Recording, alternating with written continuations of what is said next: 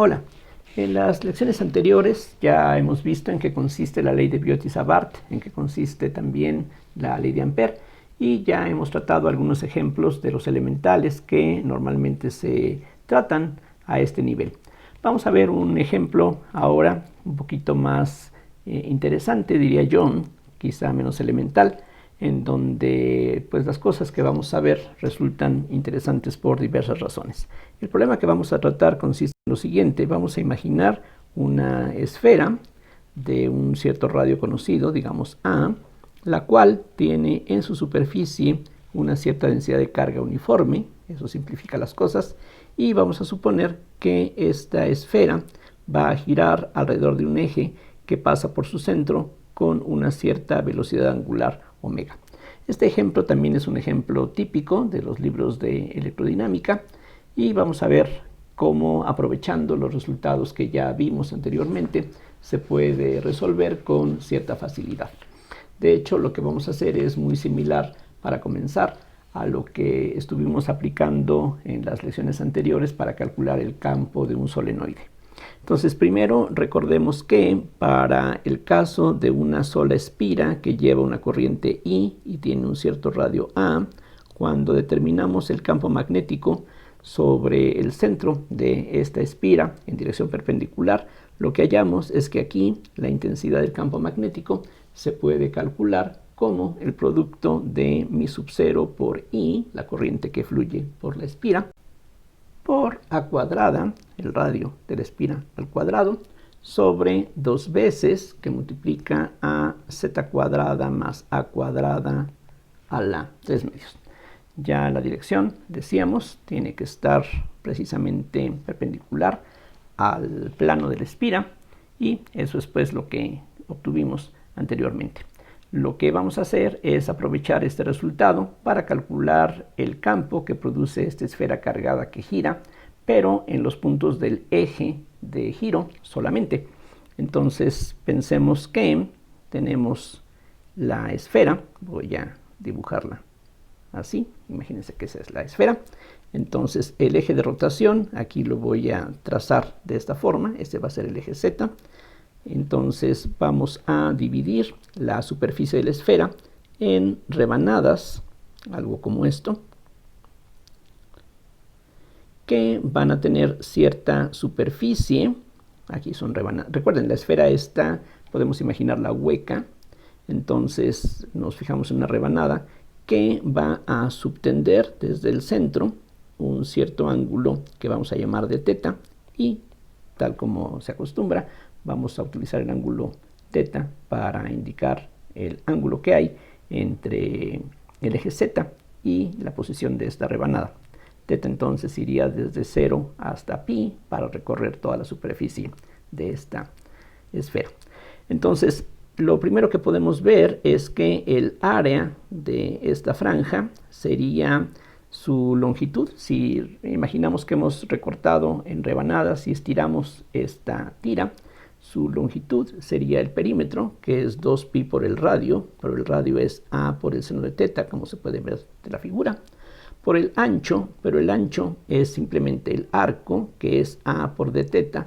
Por supuesto, como es costumbre, θ estaría midiéndose en radianes. Entonces, esta sería el área de esta franja, y por lo tanto la carga que está depositada sobre esta superficie sombreada sería simplemente el producto del área por sigma. Entonces vamos a tener 2pi por sigma por a cuadrada por el seno de θ de θ.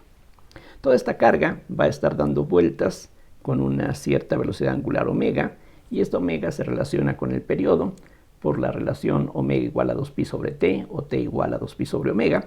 Entonces la corriente que teníamos aquí en el caso de la espira ahora va a corresponder a la carga que está dando vueltas por unidad de tiempo, o sea que la I hay que reemplazarla por esta carga que ya hemos determinado, es decir, 2pi sigma a cuadrada seno de θ de θ, entre el tiempo que tardaría en pasar toda esa carga frente a cualquier punto que nosotros especifiquemos. Entonces ese tiempo, como decía, es 2pi sobre omega, es el periodo.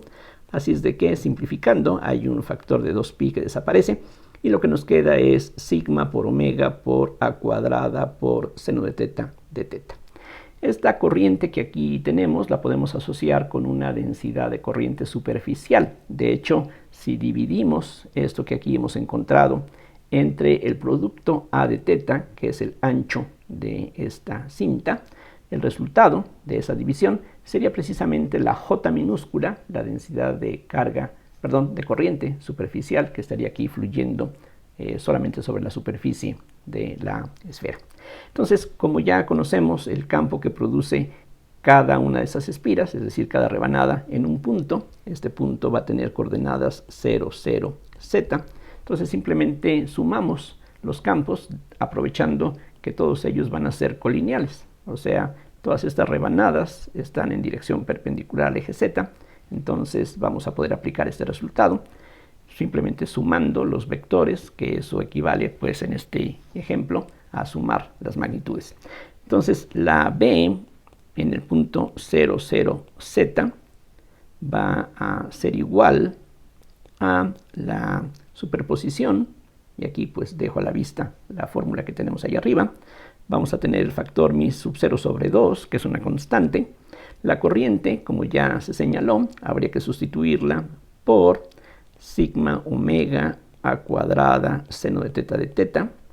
A cuadrada, que aparece aquí arriba, es el radio de la espira al cuadrado, pero aquí el radio de esta espira es a seno de teta, eso hay que elevarlo al cuadrado. Entonces tenemos un a seno de teta al cuadrado, y todo esto tiene que estar dividido entre esta suma de cuadrados a las 3 medios.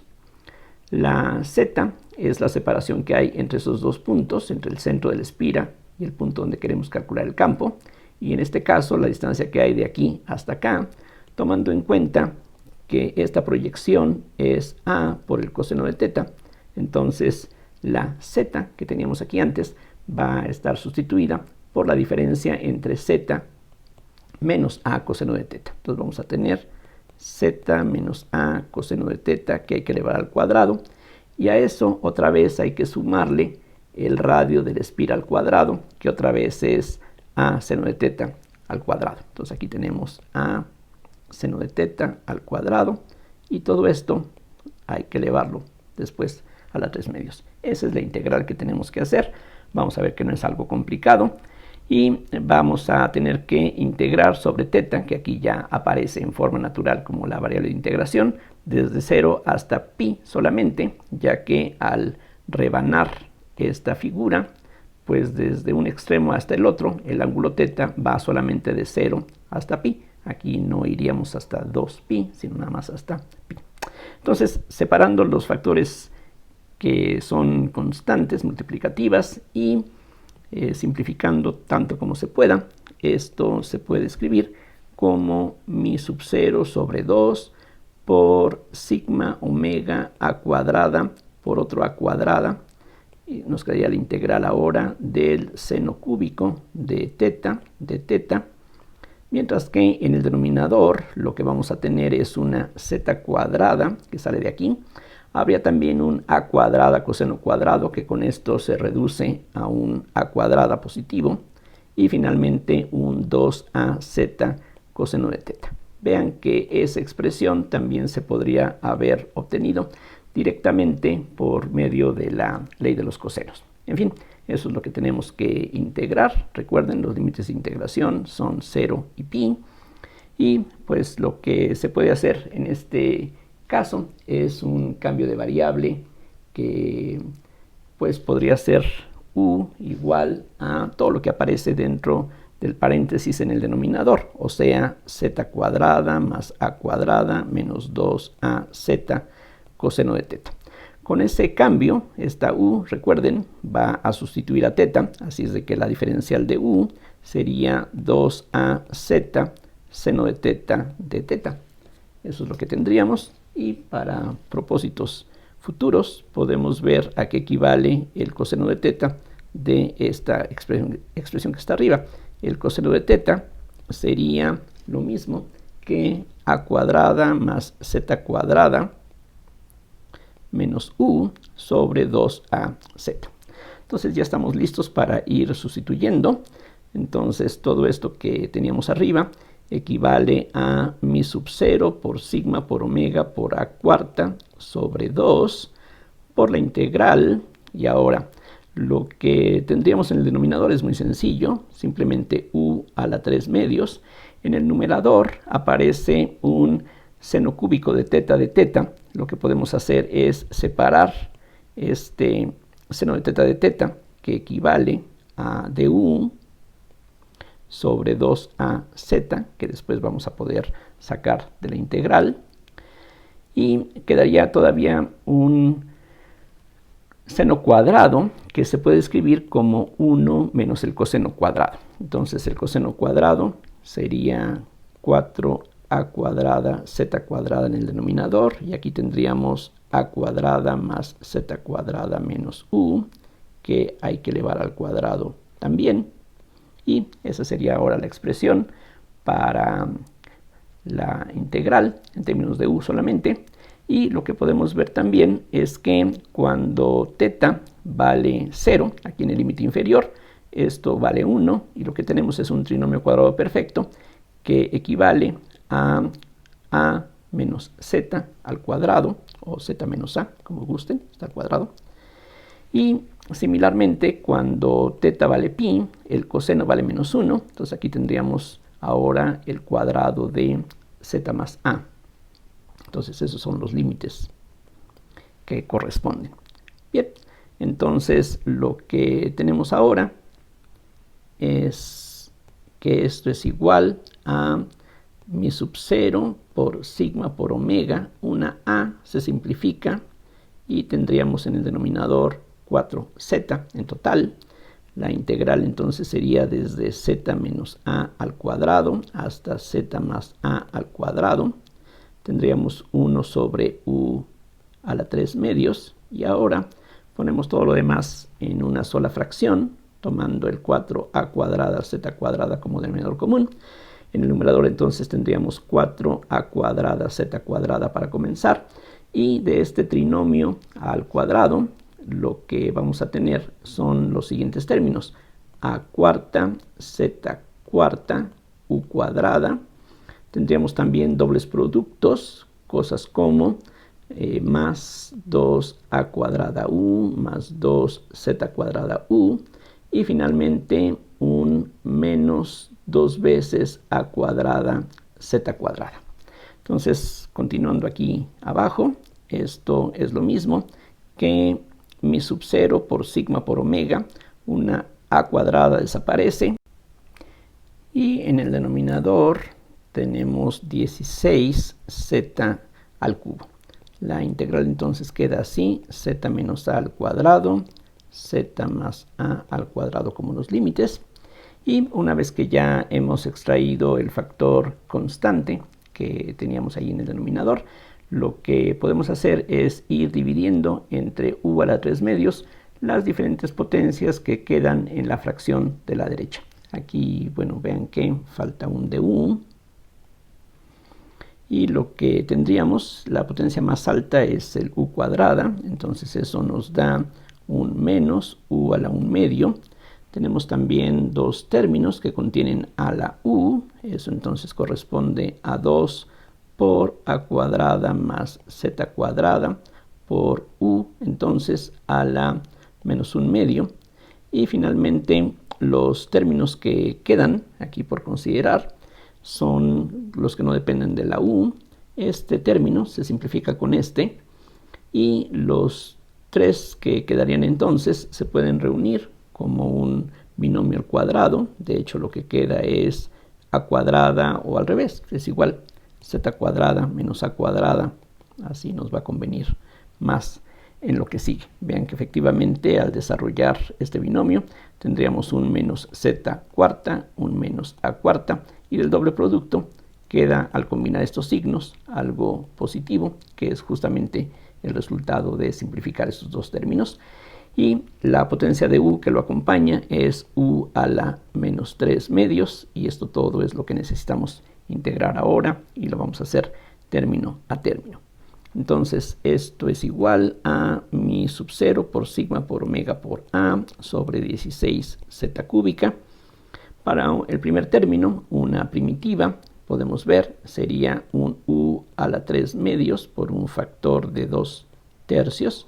Para el que sigue, vamos a necesitar a cuadrada más z cuadrada por u a la 1 medio. Entonces eso aquí necesita un factor de 4 para que al derivar el 4 por 1 medio nos dé un 2. Y para el último término vamos a tener un signo positivo. Vamos a necesitar este z cuadrada menos a cuadrada al cuadrado, que es una constante, y un u a la menos 1 medio. Así es de que si agregamos aquí un factor de 2, al derivar el 2 con el 1 medio desaparecen, el signo menos es el que queda, y el exponente se reduce a menos 3 medios como nos interesa aquí. Todo esto entonces hay que evaluarlo entre z menos a al cuadrado y z más a al cuadrado. Entonces voy a ir escribiendo lo que resulta de cada uno de estos términos, ya que de esa manera va a ser más sencillo hacer algunas reducciones. Entonces, de la u a la 3 medios, lo que vamos a tener es z más a al cubo, y en el límite inferior eso va a corresponder a z menos a en valor absoluto al cubo, debido a que la raíz cuadrada del cuadrado de z menos a es el valor absoluto de z menos a, y hasta ahorita no nos hemos puesto de acuerdo en que si la z es mayor que a o menor que a, no sabemos si el punto donde estamos calculando el campo se encuentra afuera de esta esfera hueca o adentro. Así es de que por lo pronto estas expresiones serían válidas en cualquiera de los dos casos. A eso hay que agregarle 4 veces, y ahora tendríamos aquí pues otra vez de igual z cuadrada más a cuadrada en cualquier orden, que multiplica a u a la 1 medio. Entonces lo que nos va a quedar es z más a sin la raíz y sin el cuadrado, y a eso hay que restarle z menos a de esta manera. En el último término tendríamos 2 veces z cuadrada menos a cuadrada al cuadrado, que multiplica a 1 sobre z más a, y a eso hay que restarle 1 sobre el valor absoluto de z menos a. Eso es todo lo que tenemos allí. Y para simplificar las expresiones que aquí tenemos, ahora es necesario especificar qué es lo que queremos, si un punto en el exterior de esta esfera hueca o en el interior. Vamos a suponer que z sea mayor que a. Eso entonces significa que el valor absoluto de z menos a, por supuesto, es z menos a mismo. Y en este caso, es decir, para puntos en el exterior de la esfera, pero sobre el eje de rotación, recuerden, estamos limitados por ahora a esa condición, tendríamos entonces esto que aquí propongo. Tendríamos menos 2 tercios. Entonces aquí van a ocurrir dos cosas. Podemos quitar las barras y desarrollar estos binomios. La z cúbica va a desaparecer. En cambio, el término con z cuadrada va a reforzarse, y entonces eso nos da 6 veces a por z cuadrada, y el otro término que va a sobrevivir es el que tiene que ver con la a cúbica. Vamos a tener 2 veces a cúbica. Para el siguiente término habría 4 por z cuadrada más a cuadrada, y al quitar las barras de valor absoluto se puede ver que queda simplemente 2a. Finalmente tenemos 2 veces z cuadrada menos a cuadrada al cuadrado, y de la resta que aparece al final, el producto de los denominadores nos da z cuadrada menos a cuadrada, que es muy conveniente, mientras que en el numerador vamos a tener simplemente menos 2a. Y ahora vamos a ver qué resulta de todo esto. Tendríamos mi sub 0 por sigma por omega por a sobre 16z cúbica, y quitando paréntesis tendríamos en el primer caso un menos 4az cuadrada. Para el siguiente término sería menos 4 tercios de a cúbica. Después tenemos 8 veces az cuadrada y también 8 veces a cúbica. Después tendríamos menos 4a que multiplica a un z cuadrada menos a cuadrada. Y lo que se puede ver es que los términos que contienen a la z desaparecen. Aquí tenemos menos 4az cuadrada aquí hay otros menos 4 que juntos dan menos 8 a z cuadrada, que con estos más 8 se cancelan. En los términos que sobreviven hay un a cúbica que es factor común, de tal forma que aquí nos queda mi sub 0 por sigma por omega por a cuarta sobre 16 z cúbica. Ya hemos extraído la a cúbica, entonces solamente nos preocupa el coeficiente numérico, que sería menos 4 tercios. Y tenemos además 8 y 4 que son 12. 12 convertido a tercios serían 36 tercios.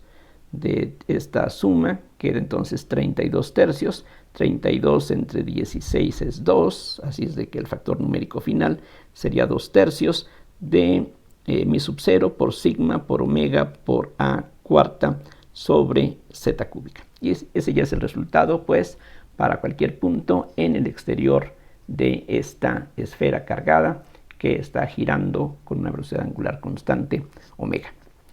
Lo que sería deseable es conocer cuál es el campo, no solamente en los puntos del eje, sino en cualquier punto del espacio, particularmente por ahora en la región exterior.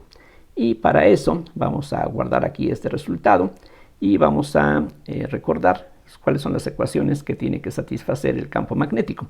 Entonces recuerden, tenemos esta esfera que está girando sobre un eje que pasa por su centro.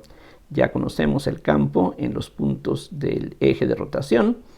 Ahora, en la parte exterior a la esfera no hay corriente. Ya sabemos que el rotacional de B es igual a mi sub 0 por J. Esta es la ley de Ampère en su forma diferencial. Y en los puntos del exterior la densidad de corriente es 0. Entonces esto es 0 en el exterior, repito. Y eso entonces implica que la B se pueda expresar como menos el gradiente de alguna función, que le voy a llamar phi, lo cual pues no es una notación que se emplee en forma universal. Aquí simplemente sería por analogía con lo que ocurre en el caso eléctrico, aunque esta phi no es el potencial electrostático, es simplemente una función que tiene cierto parecido, y eso es lo único que me interesa. Ahora, por otra parte, también ya sabemos que la divergencia de B vale 0. De hecho, esto es cierto sin importar si la J es 0 o no.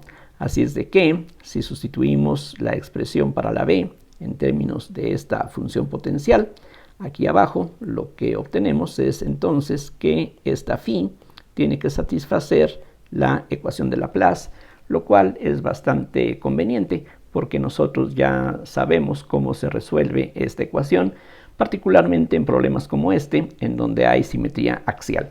Entonces, en la parte de afuera, lo que sabemos es que una solución que sea independiente del ángulo azimutal y que además tienda a 0 en el infinito. Aquí lo que nosotros esperamos es que si nos alejamos mucho de esta esfera que está girando, pues muy lejos, esta es la única fuente de campo magnético, entonces podemos ya de ahí esperar que la solución que aquí puede servirnos sería algo de la forma AN sobre R a la n más 1 por los polinomios de Legendre de argumento coseno de teta, donde teta, como de costumbre, es el ángulo que se mide entre el eje Z, que aquí es el eje de rotación, y la línea que va del origen al punto donde queremos calcular el campo. Entonces esa sería la expresión que nosotros tenemos.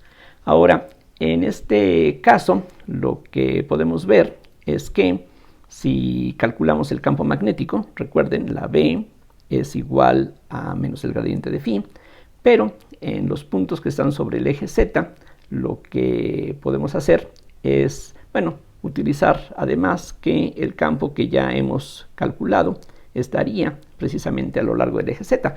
Por lo tanto, lo que tenemos que hacer es simplemente derivar con respecto a Z el potencial para encontrar la componente Z. Es decir, voy a explicar qué fue lo que quise decir con todo esto. Lo que nosotros conocemos es el campo solamente en los puntos del eje. Si sustituimos esta expresión aquí podríamos en principio encontrar el campo en cualquier punto del exterior de esta esfera.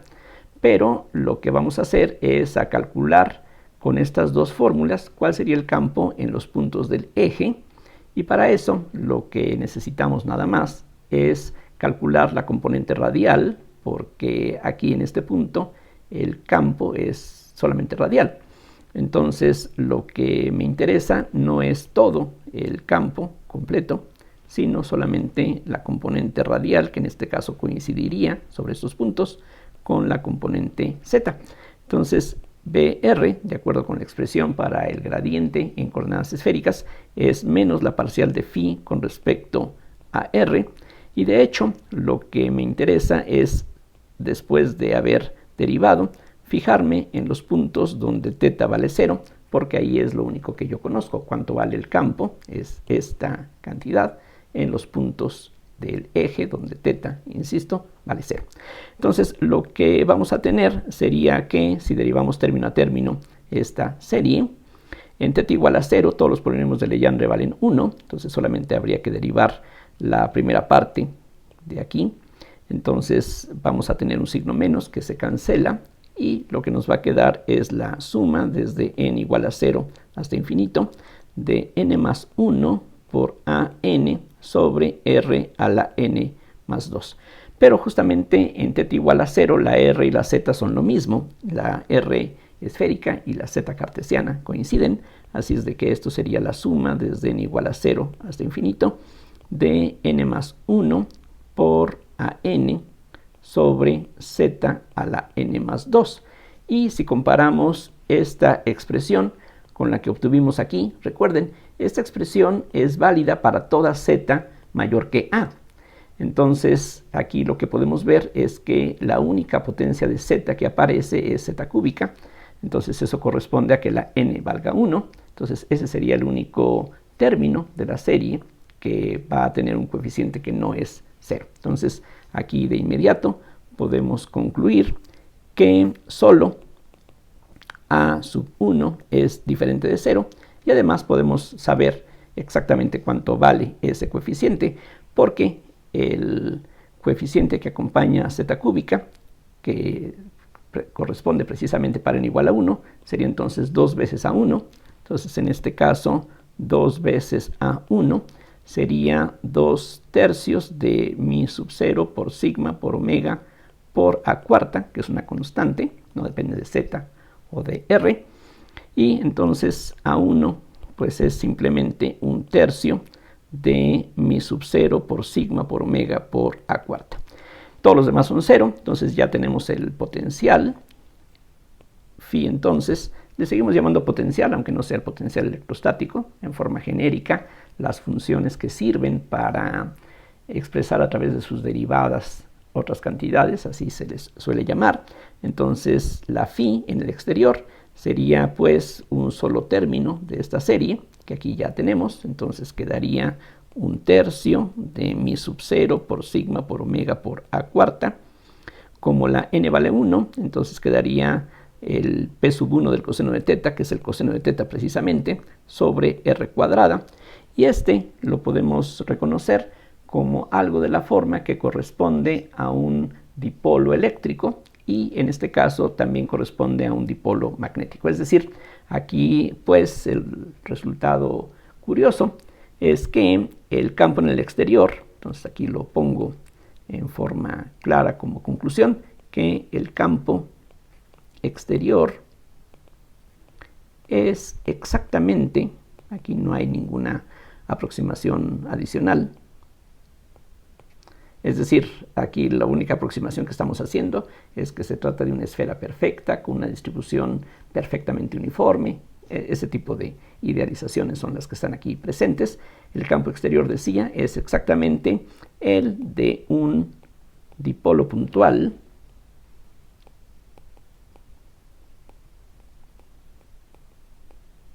colocado en el origen.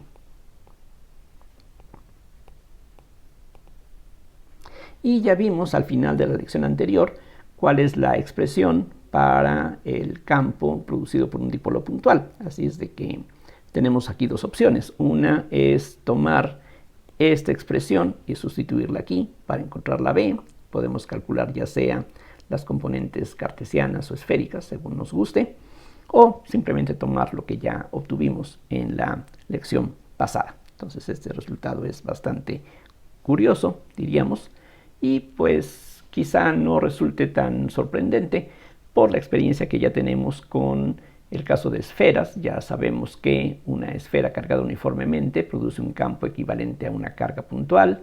Una esfera polarizada uniformemente produce el campo de un dipolo puntual colocado en su centro.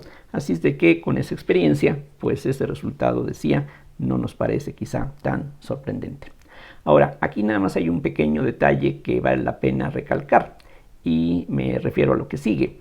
En el paso que hicimos para ir de esta expresión a esta, hay un pequeño detalle que en algunos casos puede ser bastante relevante. Aquí simplemente dijimos si el rotacional de b vale 0, entonces b tiene que ser un gradiente, lo cual es cierto, pero depende de qué tipo de región estemos tratando. Aquí por lo menos podemos ver que si estamos en la parte de afuera de esta esfera, pues no hay ninguna singularidad en ningún sentido. Entonces podemos confiar en que esta relación se cumpla, pero un ejemplo bastante bien conocido en donde hay una pequeña dificultad corresponde precisamente al campo de un hilo recto infinito que ya determinamos anteriormente. Entonces vamos a ver qué pasa en ese caso, simplemente como una llamada de atención para que veamos que en algunas circunstancias hay que tener cuidado por lo que puede ocurrir. Entonces regreso al resultado que vimos un par de lecciones atrás. Lo que vimos es que si tenemos aquí ejes cartesianos e imaginamos un hilo de corriente que va en dirección paralela al eje z, entonces aquí hay una corriente I, entonces hallamos que en cualquier punto del espacio el campo magnético se puede expresar así, como mi sub 0 por I sobre 2pi por xj menos yi sobre x cuadrada más y cuadrada, lo cual también se puede escribir de esta otra forma, como mi sub 0 por i sobre 2pi, y ahora el denominador lo podemos separar en dos partes, uno sobre la raíz de x cuadrada más y cuadrada por xj menos yi sobre esa misma raíz, por supuesto. Y podemos notar que este vector que aparece aquí, o este campo vectorial mejor, es unitario. Vean que lo que está en el denominador es precisamente la norma del vector que aparece en el numerador. De hecho, este vector es un vector unitario en la dirección azimutal. Y aquí, por la naturaleza del problema, pues se ve que conviene utilizar coordenadas cilíndricas. Entonces, en cilíndricas,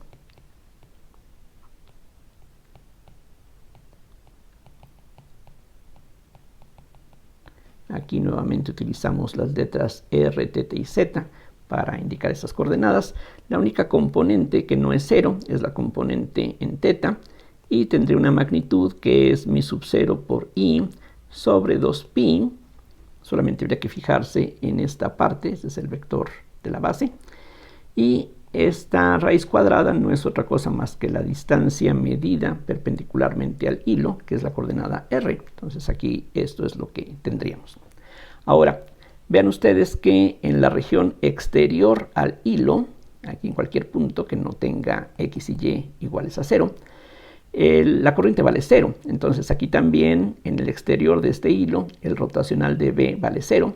Y lo que podríamos entonces, de acuerdo con los resultados de cálculo diferencial en varias variables, podríamos pensar que esta b se puede obtener a partir de una función potencial. Pero entonces, de ser así, este bθ, si recordamos la expresión para el gradiente de una función en coordenadas cilíndricas, este bθ tendría que ser igual a menos, el menos recuerden que es convencional, 1 sobre r por la parcial de phi con respecto a θ. Así es como se calcula la componente en θ de el gradiente en estas coordenadas. Aquí la r, recordemos, es un factor de escala. Entonces lo que necesitaríamos es que la derivada de phi con respecto a teta fuera simplemente menos mi sub 0 por i sobre 2pi, lo cual ciertamente se puede resolver. De hecho, una solución aquí muy sencilla de esta ecuación sería que la phi fuese igual a menos mi sub 0 por i sobre 2pi, que es una constante, por el ángulo teta. Lo interesante en todo esto es que por otro lado, lo que uno espera es que la función que usamos aquí como potencial debe de satisfacer la ecuación de Laplace.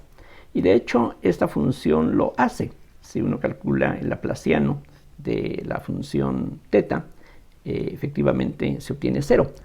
El punto aquí importante es que esta función no es de la forma que uno esperaría para un problema de esta clase. Ya vimos anteriormente que si buscábamos las soluciones de la ecuación de Laplace que fueran invariantes bajo traslaciones en el eje z, es decir, que no dependían de z, eran combinaciones básicamente de senos y cosenos de n teta. Y aquí lo que tenemos no es algo de esa forma, y además tampoco es un logaritmo de r o algo así, que es otra de las soluciones que habíamos encontrado para la ecuación de Laplace. De hecho, esta función es una función que en cierto sentido parece inconveniente o inaceptable. Esta función es una función multivaluada. Vean ustedes que si nosotros le damos la vuelta a este hilo e incrementamos teta en 2pi, vamos a obtener el mismo punto del espacio, pero un potencial que ya no coincide con lo que teníamos anteriormente.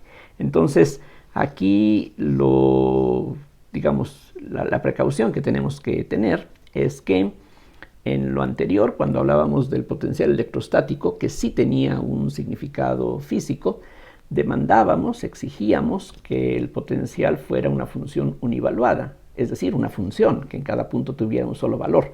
Aquí esta función potencial no cumple esa condición, y entonces en ese sentido pues parece algo pues por lo menos no muy agradable, o por lo menos no sería la primera opción en la que uno pensaría con base en lo que habíamos obtenido previamente cuando estudiábamos las soluciones de la ecuación de Laplace. Entonces aquí la diferencia es que cualquier curva que nosotros tracemos, una curva cerrada a diferentes alturas, van a tener que abrazar a este hilo si le damos vuelta al origen, cosa que no ocurre en el caso de la esfera que teníamos aquí previamente. Vean ustedes que si a esta altura estamos en la parte de afuera de la esfera, le damos vuelta al origen, bueno, al eje z, aquí pues no estamos encerrando ninguna región, ningún punto donde esta condición se viole, mientras que en el otro caso sí, y eso es lo que hace la diferencia. Es decir, aquí simplemente estoy indicando por qué en un caso sí fue adecuado, sí sirvió utilizar funciones que fueran solución de la ecuación de Laplace y que fueran univaluadas, mientras que en el caso de este hilo infinito eso no funcionaría. No vamos a poder reproducir el campo que en el caso de un alambre recto se tiene. Aquí es necesario considerar esta función multivaluada, podríamos decir, o esta función que no es una función, pero pues tiene que ver con ese hecho, que aquí si cerramos cualquier curva alrededor del origen, vamos a tener que estar pasando o encerrando puntos en donde la condición que aquí estábamos empleando, el hecho de que el rotacional sea 0, bueno, ahí no se cumple. Entonces eso hace que esa región donde el rotacional sea 0 sea una región que es lo que se llama no simplemente conectada. Entonces eso es lo que hace aquí la diferencia, y bueno, simplemente lo señalo para que tengamos cuidado en ese sentido. Lo interesante de esta parte final del ejemplo es que hemos hecho uso de algunos resultados que habíamos visto antes en la parte de la electrostática, y esto pues es ilustrativo de un fenómeno que ocurre frecuentemente, que los resultados, las ecuaciones que en algún tema de la física aparecen, pues suele ocurrir que en otros temas, en otras áreas, tenga también utilidad, lo cual entonces pues hace bastante conveniente el aprenderlo bien una vez, porque lo puede uno aplicar en otras condiciones, en otros problemas, en otras áreas. Bueno, con eso quiero terminar esta lección. Como siempre, muchísimas gracias por la atención y hasta la próxima.